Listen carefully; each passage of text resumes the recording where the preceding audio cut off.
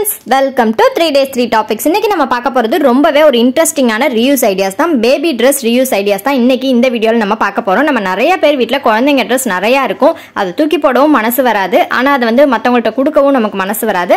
இந்த மாதிரி சின்ன சின்ன reuse ideas வச்சு அதை நம்மளாவே வச்சுக்கலாம். இப்போ வாங்க வீடியோக்குள்ள போய் ஒண்ணா என்னன்றதை பார்க்கலாம். Idea number 1. ஃபர்ஸ்ட் ஐடியா ரொம்ப யூஸ்ஃபுல்லான சிம்பிளான ஒரு ஐடியா தான். இந்த மாதிரி ஃப்ராக் வந்து எல்லார் வீட்லயுமே எல்லா குழந்தைங்களுமே வச்சிருப்பீங்க. அதுல பாத்தீங்கன்னா பின்னாடி கட்டுற அந்த இது வந்து கட்டுறது இருக்கும்ல, அதை வந்து ரெண்டு இதையும் எடுத்து தான் நம்ம இன்னைக்கு ரெண்டு ரியூஸ் ஐடியாஸ் வந்து பார்க்க போகிறோம். ஃபஸ்ட்டு நான் ஒரு இதை கட் பண்ணிவிட்டு ஃபஸ்ட்டு ரியூஸ் ஐடியா என்ன அப்படின்றத உங்களுக்கு நான் காட்டுறேன். ஃபஸ்ட்டு அந்த நாட்டை மட்டும் நான் வந்து கட் பண்ணி எடுத்துக்கிறேன். நீங்கள் எந்த கலரில் சிந்தட்டிக் ஷிஃபான் எந்த கிளாத்தாக இருந்தாலும் ஓகே தான்.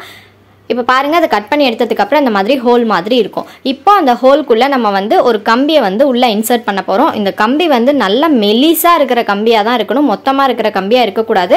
இருக்கிறதுல எவ்வளோ மெலிஸ் கம்பி உங்ககிட்ட இருக்கோ அந்த அளவுக்கு மெலிசான கம்பி எடுத்து இதுக்குள்ளே வந்து இன்சர்ட் பண்ணிக்கோங்க.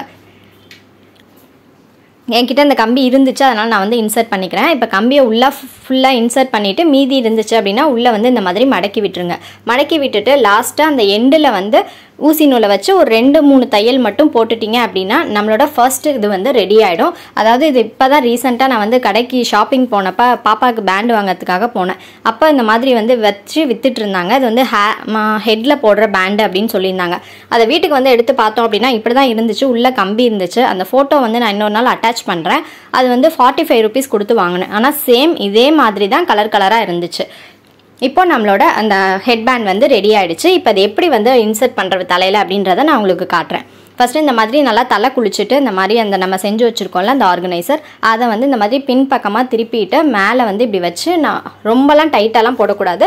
நீங்கள் வந்து ஜஸ்ட் நார்மலாக இந்த மாதிரி போட்டுட்டு ஒரு போ மாதிரி போட்டு விட்டுட்டீங்க அப்படின்னா பார்க்குறதுக்கு ரொம்ப அழகாக இருக்கும். இது மாதிரி கலராக நீங்கள் செஞ்சு வச்சுக்கலாம். ஆனால் அந்த கம்பி வந்து ரொம்ப மெலிசாக இருக்கிற கம்பி மாதிரி பார்த்துக்கணும். நீங்களும் டைட்டாகவும் கட்டி விடக்கூடாது.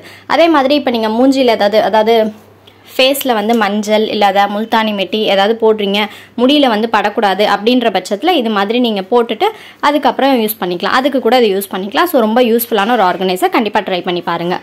Idea number 2. நெக்ஸ்ட் ஐடியா ரொம்ப சிம்பிள் அண்ட் க்யூட்டான ஒரு ஐடியா தான்.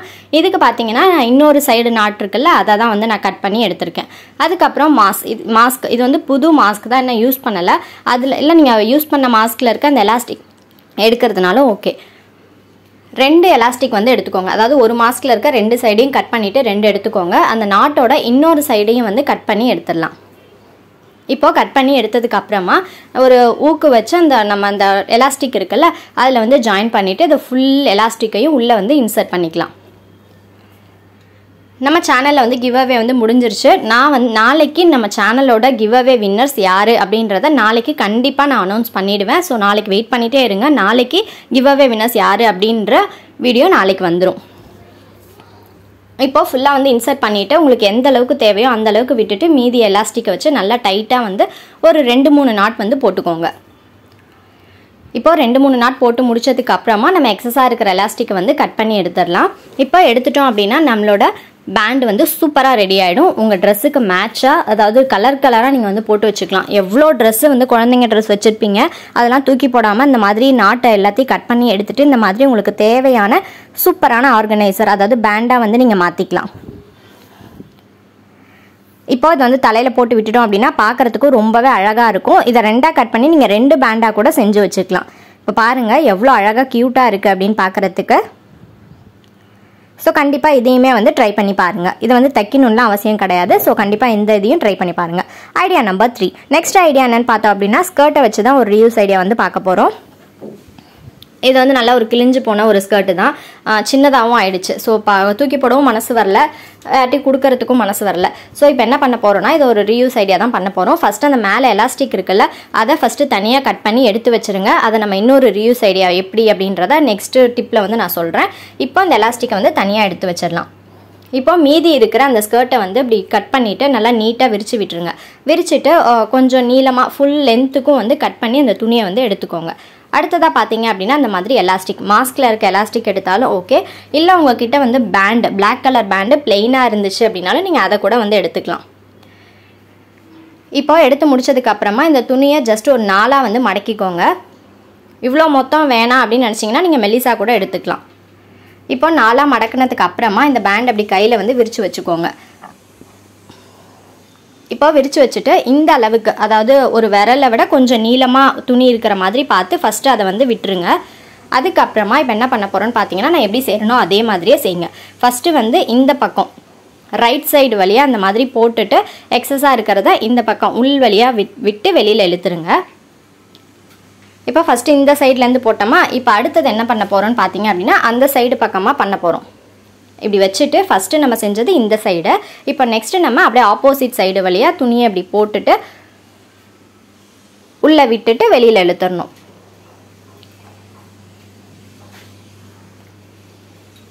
இதே மாதிரியே இந்த பேண்டு முடிகிற வரைக்கும் ஃபஸ்ட்டு ரைட் சைடு செய்யணும். அதுக்கப்புறம் திருப்பி அதுக்கு ஆப்போசிட் சைடில் உள்ளே விட்டு இழுத்தோம் அப்படின்னா நமக்கு வந்து ஒரு சூப்பரான ஒரு பேண்டு வந்து கிடைக்கும். இதுக்கு வந்து தைக்கணும் அப்படின்லாம் எந்த அவசியமும் கிடையாது.